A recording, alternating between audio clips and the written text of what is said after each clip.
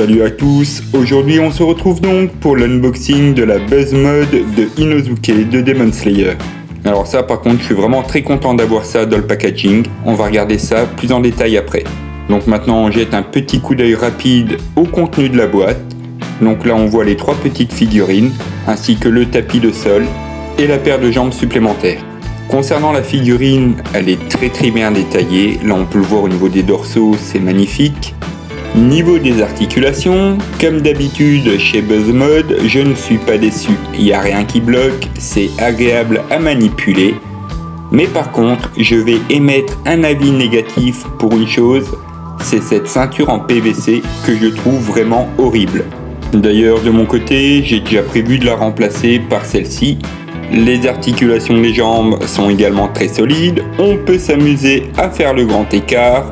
On remarquera aussi qu'il y a une articulation au niveau des orteils et voici un petit test de stabilité. Concernant les visages fournis, donc le classique, il est très bien réalisé. Alors celui-là en mode énervé, je l'adore. On aura aussi 2 visages différents qui sont superbement peints, ainsi que 5 paires de mains différentes, dont des poings fermés, des mains ouvertes, les mains pour les katanas et les mains pour mettre des tartes. On arrive à la première paire de katanas, donc les katanas avec les bandages que l'on va venir fixer sur la ceinture. Alors je vous le montre en accéléré à quoi ça ressemble.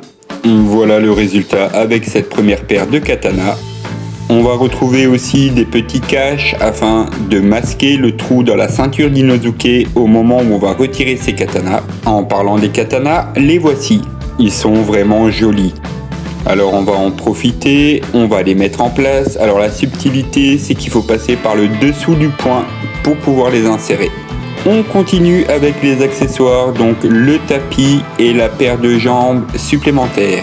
Et donc pour une fois sur cet unboxing, je vous montre la manipulation pour changer les jambes sur ce type de figurine. Alors bien entendu, ces figurines sont prévues pour ce type de manipulation, mais bon, il faut pas y aller comme un bourrin. On va pouvoir également intervertir les pieds qu'il y a sur une jambe ainsi que sur l'autre. Comme ça, on va pouvoir donner à la figurine des poses dynamiques assez sympathiques. Et enfin, les voilà, les serviteurs d'Inosuke. Franchement, elles sont trop belles. Et voilà, on arrive donc à la fin de cette vidéo. Je vous remercie tous d'être présents pour mes vidéos, pour me soutenir. Prenez soin de vous et je vous dis à bientôt.